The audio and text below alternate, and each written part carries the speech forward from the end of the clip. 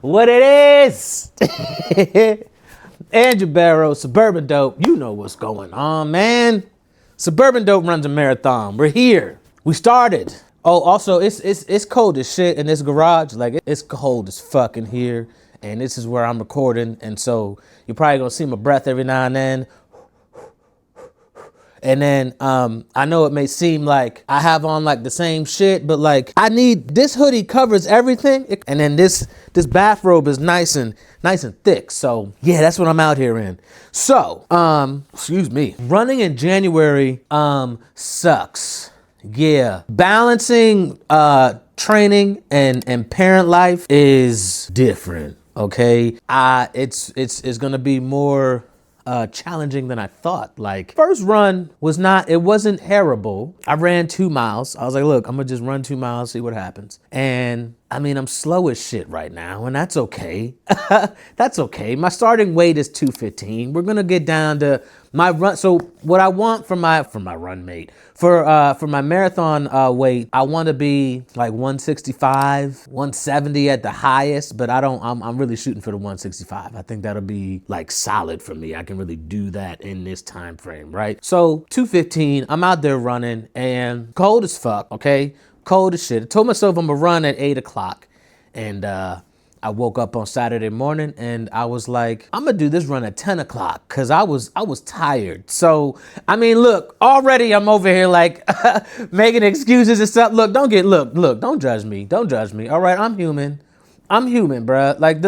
Look, okay, I work during the week and I get up, I gotta be to work at 7. And work is not down the street. Work is like 40 minutes away. I gotta leave for work at like 6:15 at the latest for me to get there on time. So I get up early in the morning. And then, I got a new baby at home, and sometimes, she wake up and she just not feeling it.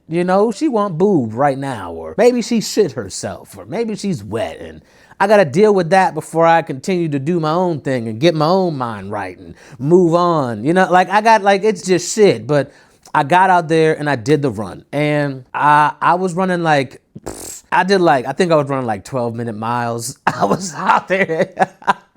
I was struggling, bro.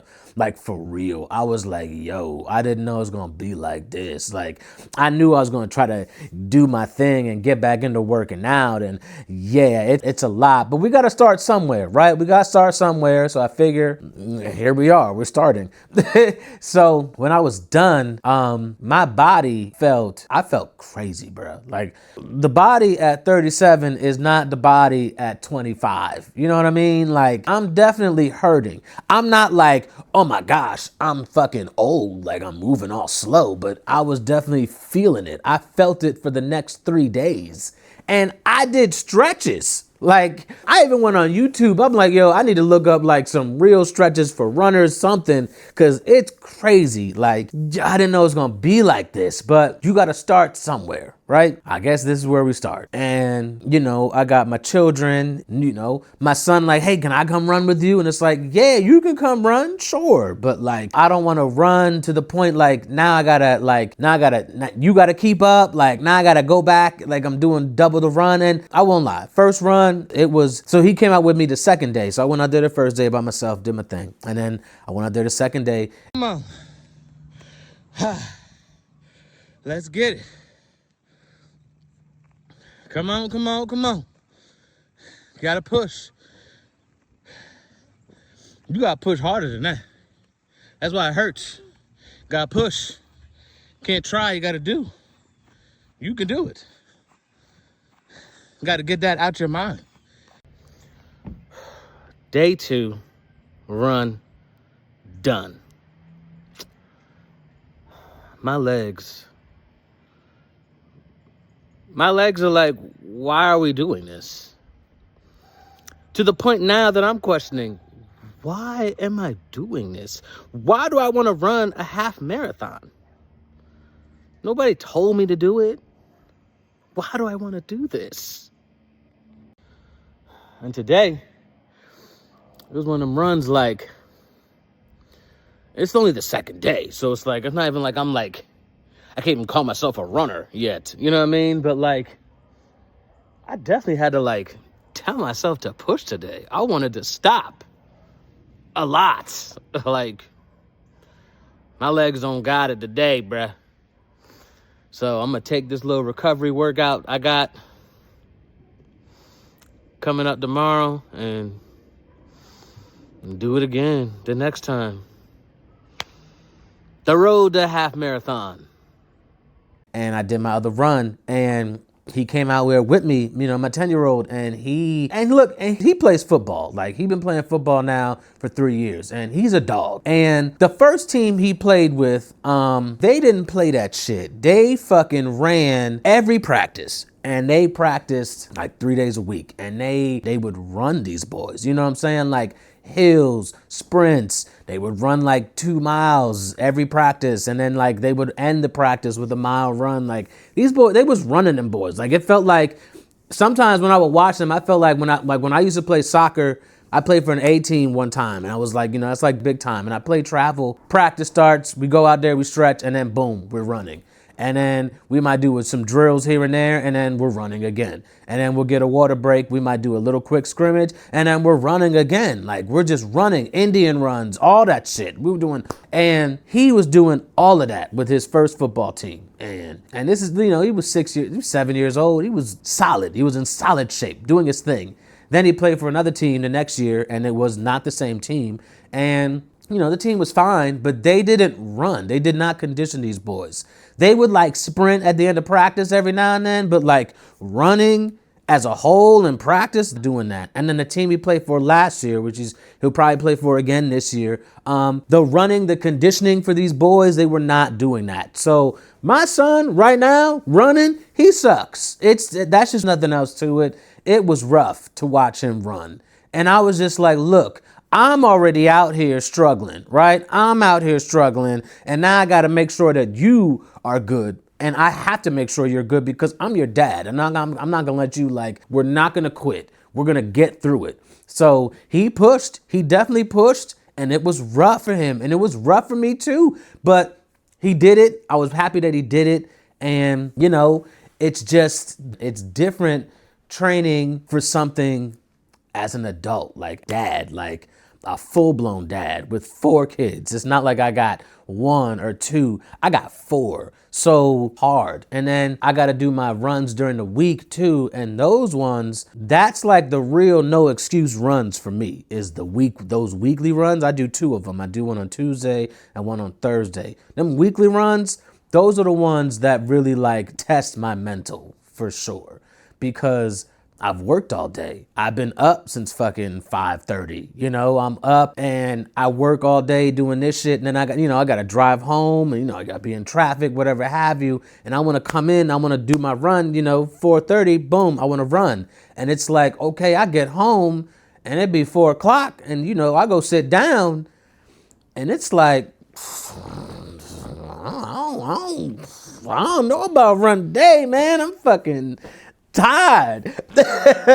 And you got to tell yourself, like, I have to really like fight with myself these days. Like, I got to really fight my mental and be like, no, you're going to do this.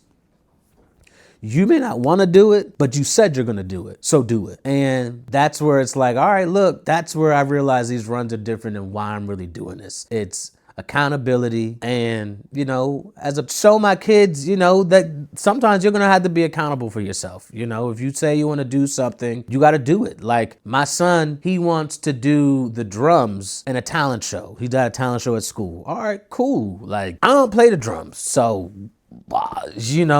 and he got a new set of drums for Christmas. So it's like, all right, cool. Like you can practice all that. Bet. Like you got the drums. You can play. And he's only played these drums once. I don't play the drums. You're the one that's got to do this talent show. And you said you want to play the drums.